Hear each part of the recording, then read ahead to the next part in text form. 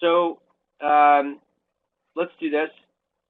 Does everybody have this new one? Everybody's good? I'm going to share my screen. Is that good?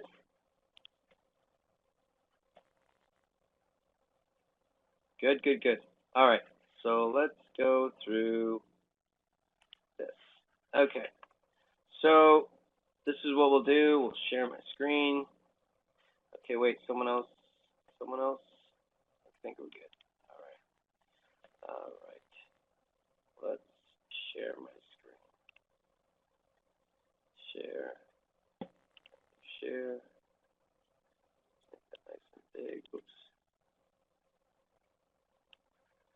Okay. You're not done? You're not done the files, you mean?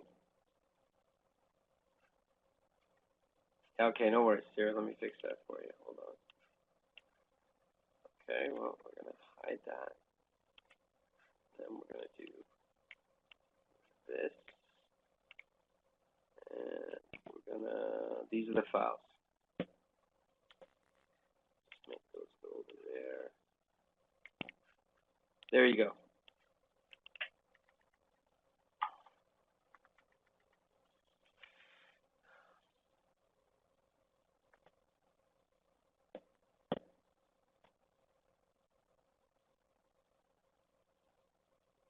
Okay. So you got it too? Okay, good. Good, good, good. Okay, let's do it. So I'm going to share my screen.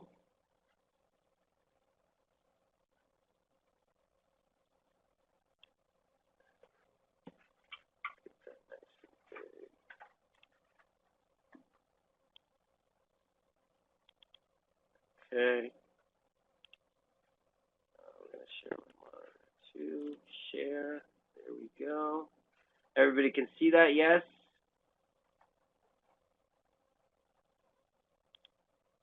Good. All right, so a couple changes that we made to the sheet. Okay, so let's do this one first. It's not completely completed, but what I'm going to do is I'm going to set this up so you can hit the drop down and you can pick what you want to do. Okay. Right now we're just going to stick to buy and hold, but if you did click rent to own, you can see that it takes away the expenses that you would supposed to take. Okay, I'll fix that. Don't use that one right now. It's just to buy and hold right now. Just stick to buy and hold. Okay. So I've added a couple things. So if you put in repairs, say 17,000, that's going to change the purchase price plus. I've created a new row there. So this is purchase price plus repairs. That's how we're going to evaluate the properties. You still have the ARV, whatever the after repair value is. The asking price is whatever they ask for. Okay, pretty simple. The rest of this stuff is the same. Over here, we have the same stuff here. But over here, what I've done is I've put this in. Goals for a good deal, ROI 10%, cash flow 75 a door unit, investing in deal 10% or less. These are your actual numbers from the sheet, so you'll be able to see right away if the deal makes sense, okay? That make sense? Okay, good. All right, we come down here, and we have 5 years. I believe you already got this, but it's going to go 5 years. And I'm also creating, this is the beginning of it, I'm also creating an investors section where they're going to be able to see, you're going to be able to see what the investor gets, okay? So right now it's not completely done, but we're going to do that. I had a meeting with another group today. I'm going to add some notes to what these things mean, little notes that you click on that you can see. That'll help. And I think that's all they were asking for. But I'll continue to update the sheet. The other thing, what was the other thing? I just had it in my head, and I lost it. Oh, you all know the expense sheet is there, right? This is where you put in your expenses, exact expenses, and then that'll populate automatically here. And then vacancy property management is a function of this right here. So if I do 0, that's going to change the number over there, okay, to 15%, okay? Make sense?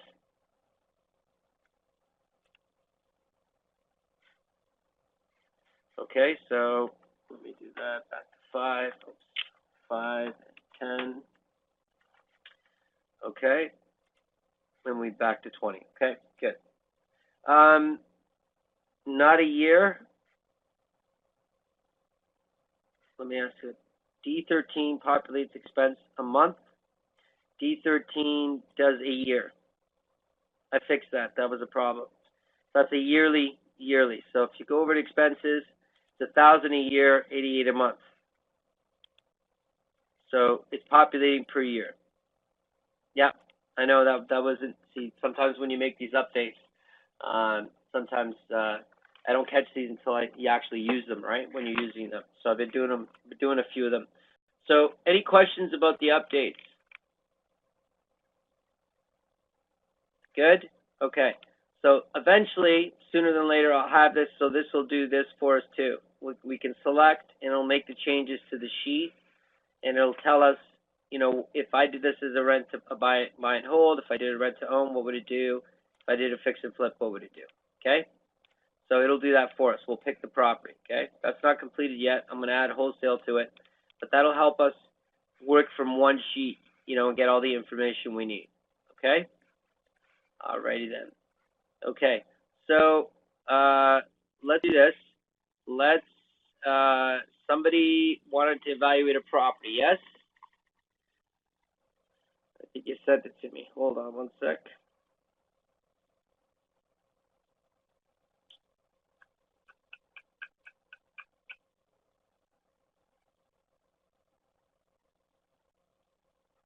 Okay. Did someone who was it Michael? Michael, you sent that to me?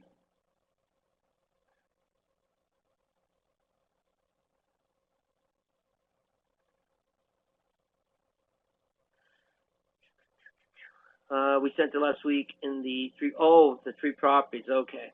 All right. We didn't have time to cover those, right? Okay. That's why.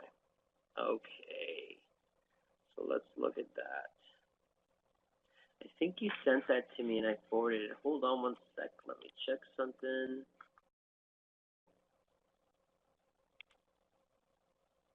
Okay, this is the one Nadia just sent me, Michael. Okay. Yep. Okay. So if you're good, Chantal, you good? You've uploaded it? Downloaded it, sorry?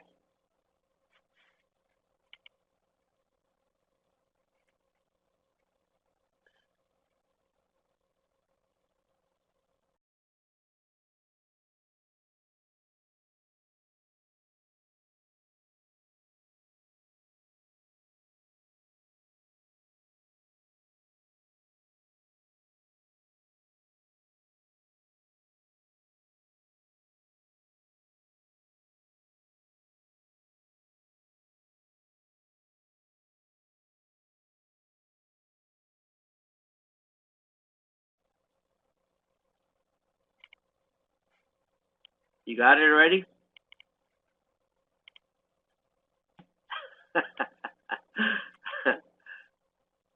You good, Chantal? You got it? You there? Can you hear me?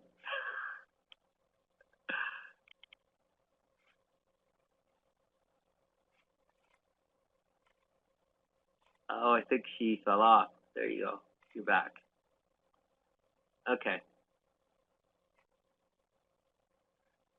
Okay, no worries. Okay, here we go. Let's do this. Share now. Okay. All right. Everybody see that? Okay.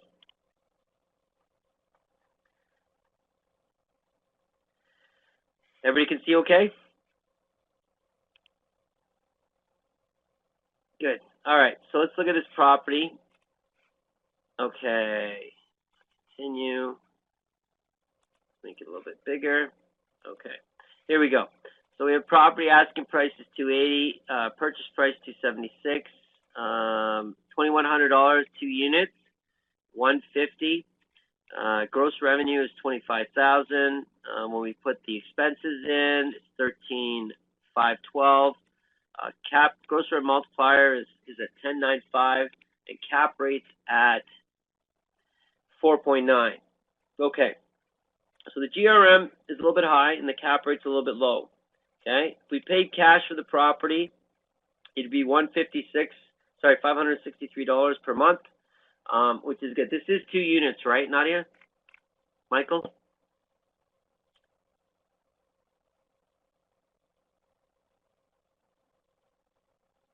Okay. So 3,500 for each. So here it is. Water and sewage. You're paying the bills, right? Is that right? Okay. That's a problem right there. That's, we want separate meters if we can, because that's really knocking down the expenses part of it. So that's the first thing we could consider. Let's just leave that alone for a second. If we go to financing, we come down here. We have a 30-year mortgage at 3%. We have $55,000 of our own money in. We come down, and the property cash flows, right? But there's no return there. There's no return. Okay, so this property is not out of reach, but if we can't reduce this expense, which is higher than the insurance and taxes combined, that's going to stop this from working. Because that's right so give you an example. If they're paying their own water, so let's do this. Let's make this a 0. Okay. If we come over here, all of a sudden the property makes sense. Okay. 10.6, 2.44. And what we could do, just so you know, if they're paying their own water and their own utilities, we could drop this down to probably $100. Let's try $200 actually. 150 each. So now it's 900 a unit. I want to see something. Okay, let me see if I can make this work. And then 10, and then 10, and that's not going to work because of the financing. What could we pay? Could we pay 6? 6 won't do it. 5 do it. No, that's not going to work. It's 2. It's 2 on the edge. Okay, let's see something else. Let's try this actually.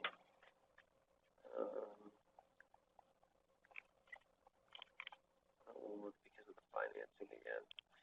The problem is on this property, we don't want to really put 20% down. I mean, it works, but wait a minute. 5.4. What just happened? 14 cap is 5.4. 3%. That's okay. 80, 20. No extra money.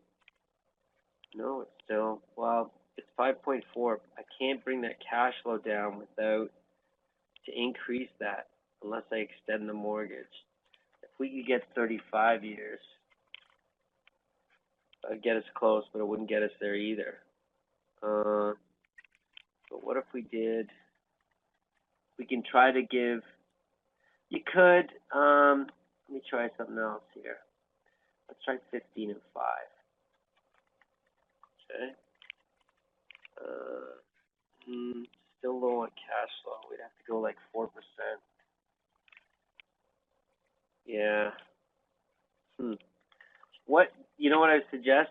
I would suggest doing this, going 20, 0, 0, and 0.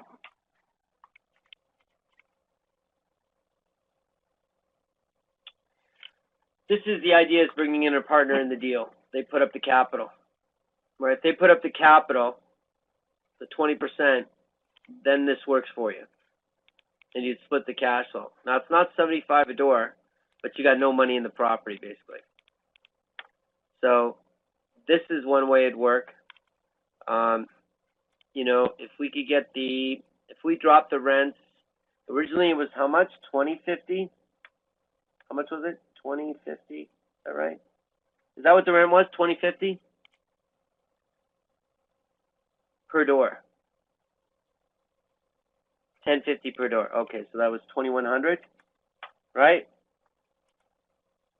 Okay, so let's say we dropped it. So I dropped it $300. What if we dropped it $100 to to 1900. Or did I already do that? I did. No, I didn't. No, it was 9. It was 18. That'll work. That'll help. So if we drop the rent to 1900 because they're paying their own bills, that's $950 a month. So $100 cheaper is what the rent's going to be. They pay their own bills. We get a mortgage. We get a investor to put up the capital. We split the cash flow. On the property, and that would give us 75 a door, and the investor 75 a door. Of course, then they would get a cut of this, right? Because if the appreciation, when it's sold, they get half of that too. Does that make sense? The problem we're dealing with this particular property is the cap rate. You're starting with a very low cap rate at 5.5, and that's with us taking this away, this expense, right? This expense was it 3,500? Sounds high. But I mean, you know, when you're starting with a 4.2 cap rate, I don't think it was quite that high. How much was it? 30? What was it? Was it 3,500? Okay. So, but we were starting with a higher rent, 2,100. There we go. Okay. So this, again, folks, when we're starting with such a low cap rate, you know, when you add financing to it, it just wipes everything out. And the problem is, this is not good enough on its own.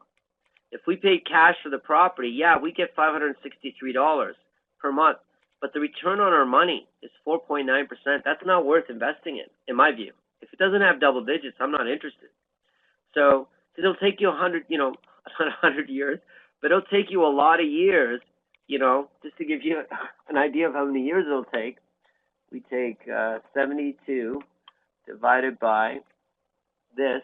It'll take you, oops, that's 4.9%. So 4.9 needs to be, hold on one sec. Always got to make it complicated, don't I?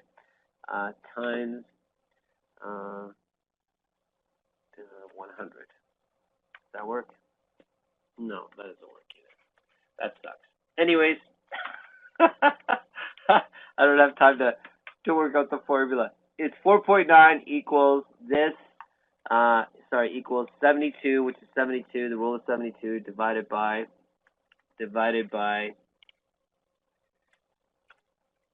72. Life, you know, should be simpler than I'm making it right now. There you go. 15 years. That's not a number. That's a number. That's how long it would take you to double your money, right? That's too long. That's too long. You know? Can you explain the rule of 72 again? Sure. So if you take your return, and you multiply it, if you divide it by, you divide that 72 by that number, it'll tell you how long it'll take your money to double. So if you invested $276,000, it would take you 15 years for that to double. 15 years. Now, that doesn't sound so bad, right? Doesn't sound so bad. You double the money, 15 years, this is a gross number, right? There's no inflation or anything in here. But even if you added that, just to give you an idea, let me just give you an idea. Okay. Oh, wait. That's what I got to do.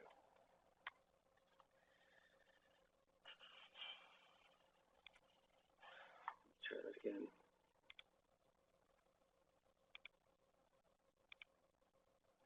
That's a 7% increase every year, gives you a profit of 111. Property is 387 in 5 years. Okay, that's at 7%. We were looking for how much, just as an idea of return. Okay, if you understand what I'm saying, right? I'm just looking for a return. Okay. So it'll take me 15 years to double this. Yeah, 15 years. If I get 5 years of 10% return on my money, it'll turn into $444,000. I'm trying to get the equal number, right? It's around $500,000, but let's do this here. You know, it's equivalent to 13. Let's see if that gets us there. Yeah, pretty. Let's see. Was that would be what, 550? Is that right? So if we double that, that'd be 550. Looks like it's around 15.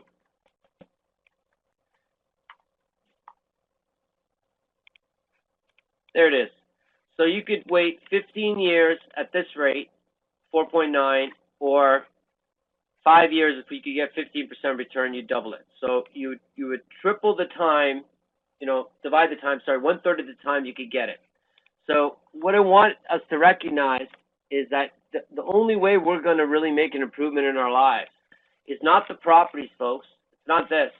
What is it? It's the ability to structure a deal that produces a decent return. Okay? That's the only way we're going to get there.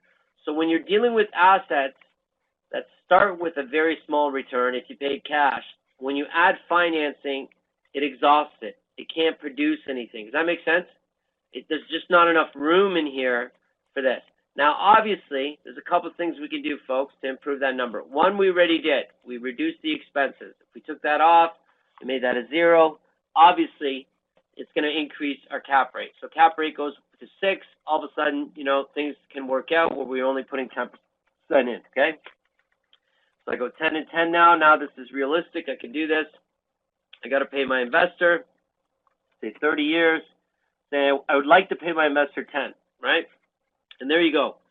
If we could get that expense down, right, look what happens. We pay a regular mortgage with 90%. An investor or the seller financing comes in at 10%, which is an excellent rate. This property works, right? But you're dealing with a cap rate of 6.2 now. There's enough room in there for everybody, right? So we can obviously reduce the expenses. The other thing we can obviously do is change the purchase price, right? If we can change the purchase price, that's going to make a difference.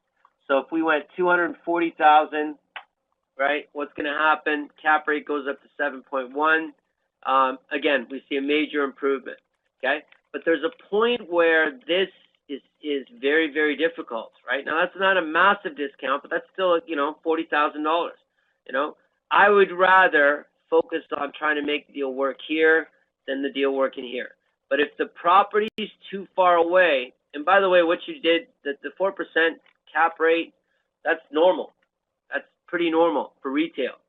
So it's not like the property's overpriced for the market. It's just overpriced for us. You can't make money in it.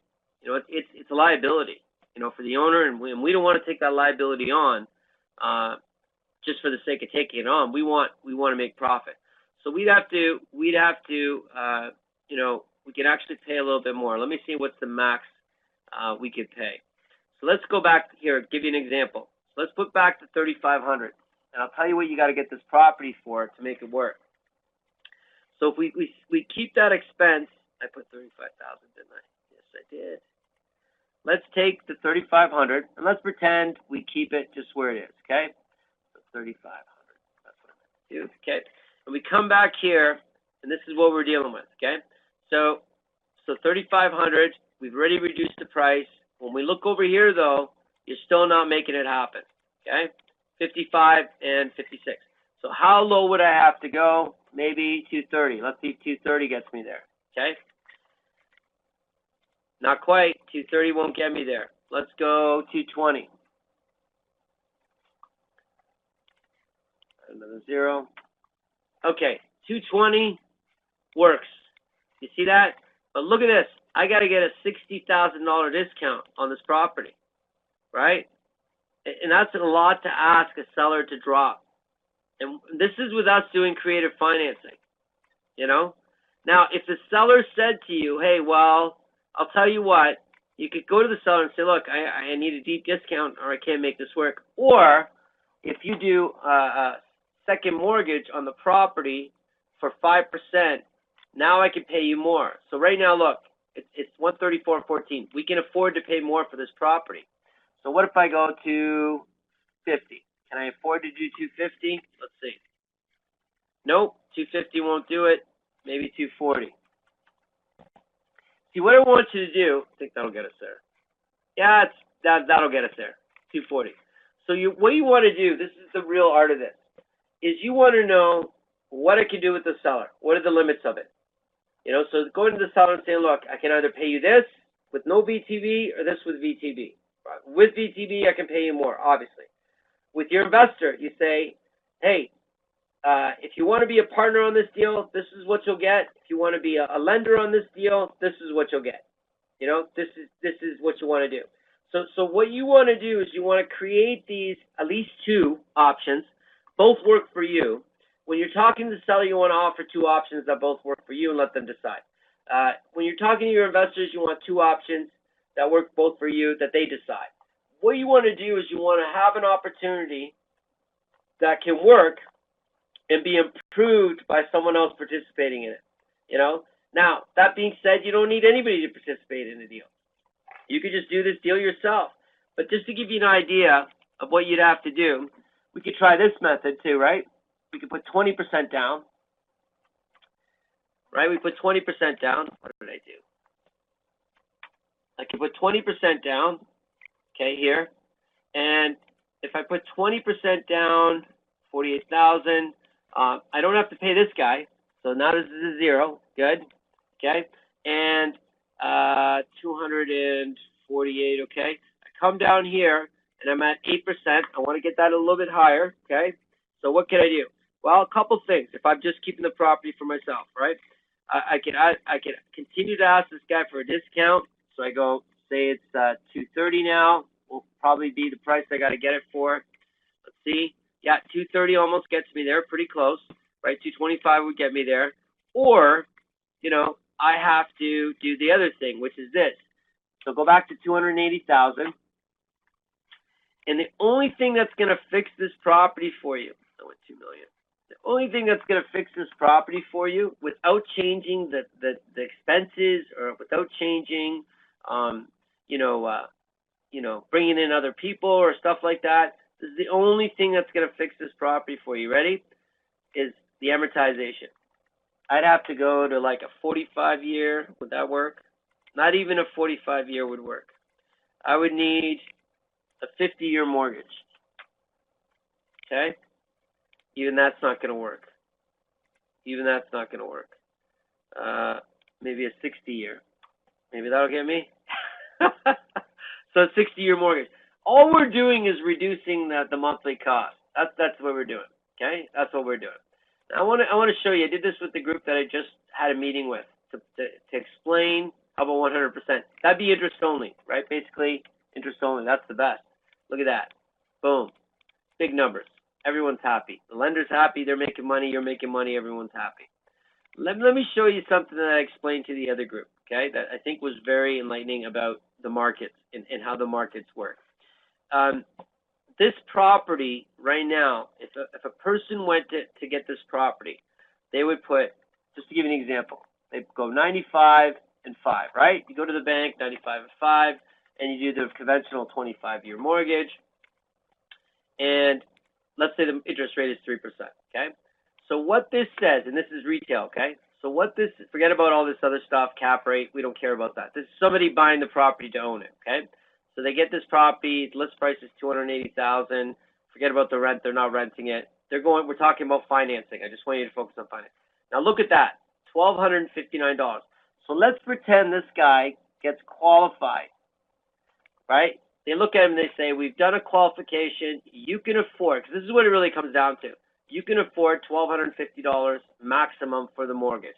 After you pay taxes, your own bills and everything, $1,250 is what we can qualify you. That's really what they're qualifying you for when you go to a bank to buy a house. How much is your monthly income that you can afford to contribute to the house? So if you could afford $1,250 a month, they'd say, hey, you've been pre-approved for a $280,000 house. Okay? Everybody with me?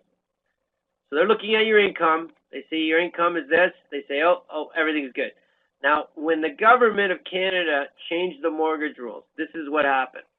They made you, even though the interest rate was 3, they made you qualify for the bank rate, the listed rate.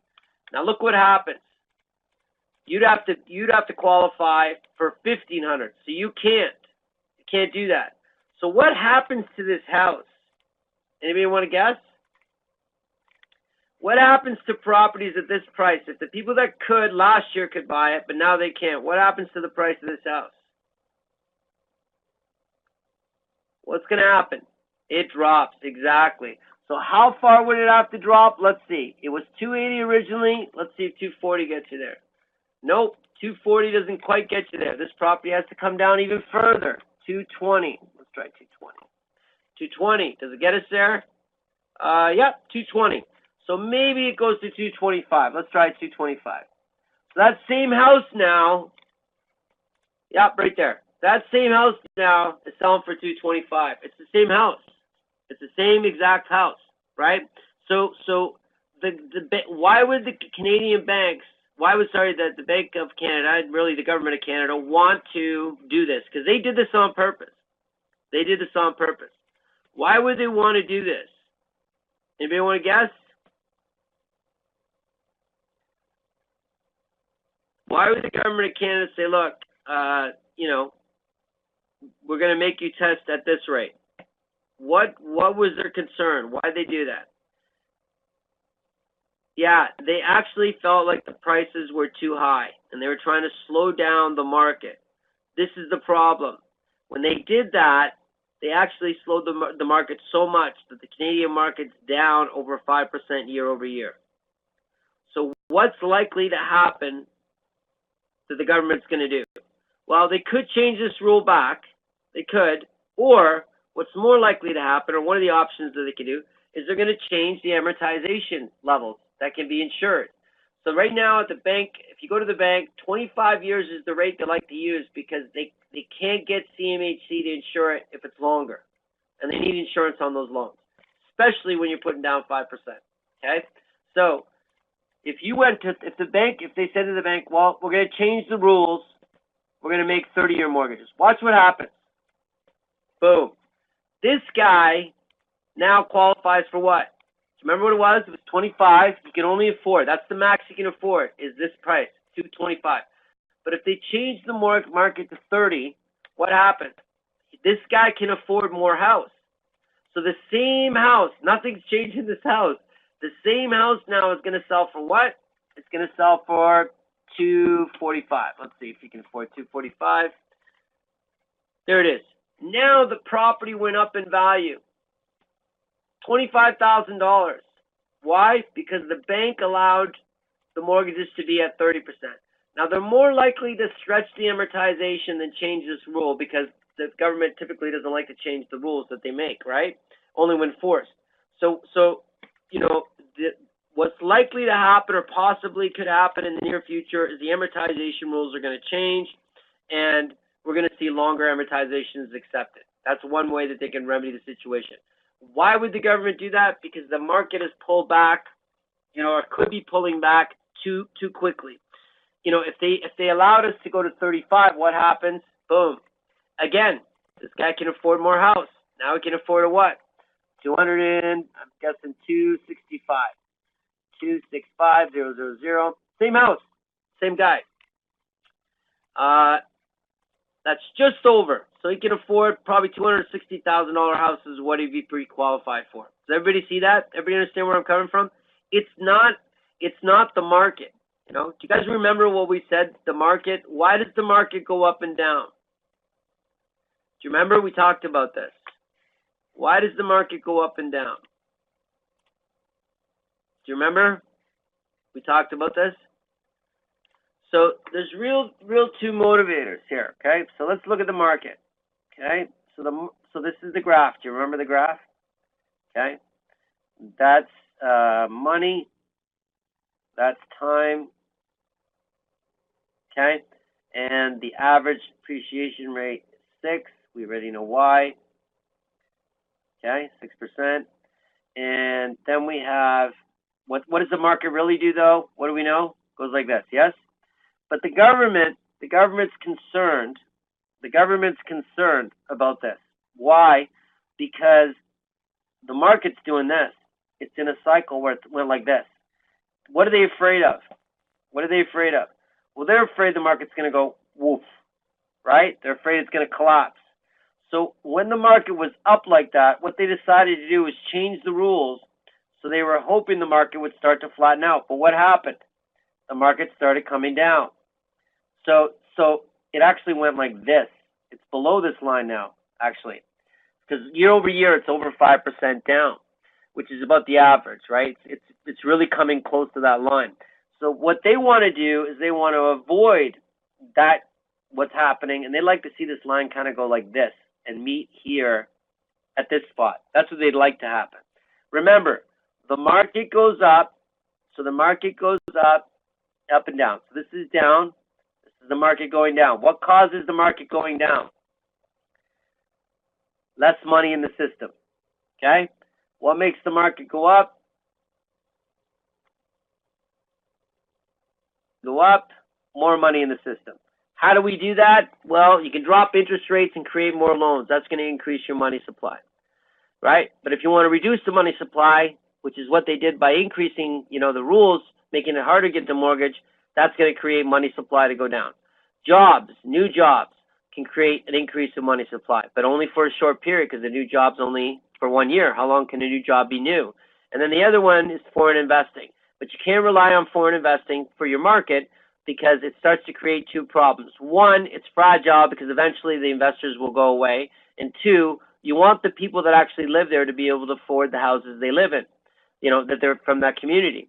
So what they try to do is create these different things to try to change how much you can afford to buy. Because if they can allow you to afford more to buy, prices are going up. If they allow you to afford less, then prices are going down. Does that make sense? Good. Any questions about that?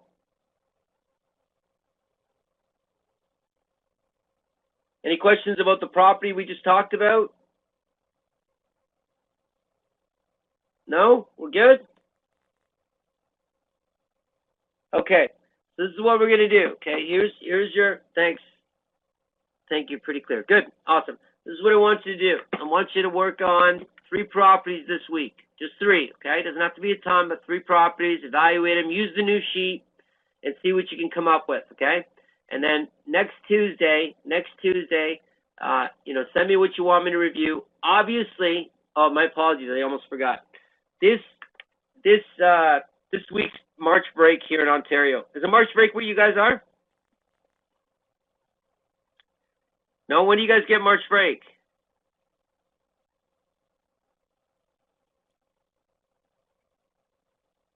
What week in March do you guys get March break?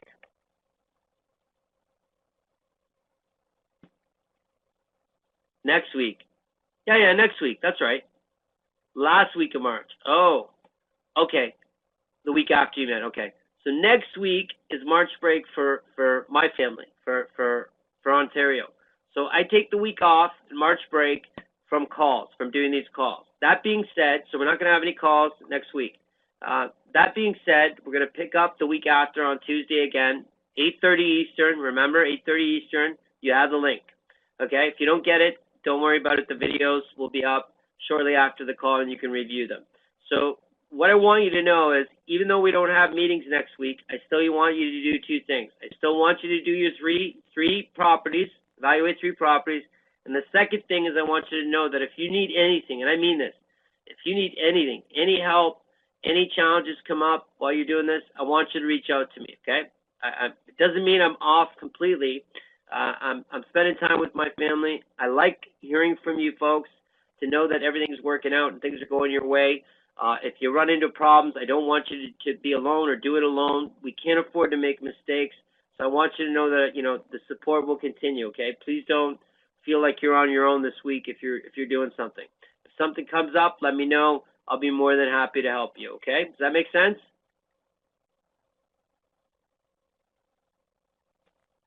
Good. All right. So I hope everybody can make the next Tuesday call. Those of you who did make the Tuesday call enjoyed it. It was a good experience. I hope you all get a chance to do it. You'll see people from across Canada, start networking and talking to people about different things that's going on. We'll analyze deals like we're doing now on those calls also. We usually run out of time before we can get all the deals done. And we also offer the opportunity of partnership in those deals when the student wants to, okay? Or money lending or whatever it is that you want to do, okay? So all of that will be available on Tuesday in the upcoming Tuesdays, okay? So next meeting will be March 19th at 8:30 p.m. Eastern. That's right. Good job. That's true.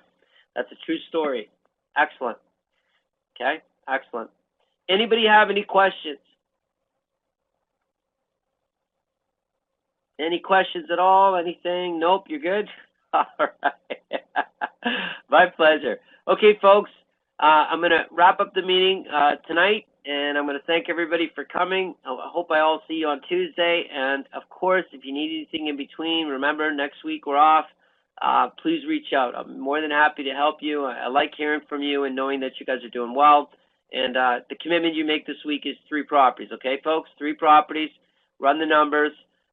Start to apply this stuff, and that's when it really will stick to you, okay? Okay, 3 properties. You got it. 3 properties. All right, folks. If you're good, type in Y or yes. Yes, yes, yes, yes. Beautiful. Beautiful, beautiful, beautiful. Okay. All right, folks. Have a great night. Meeting's over. This recording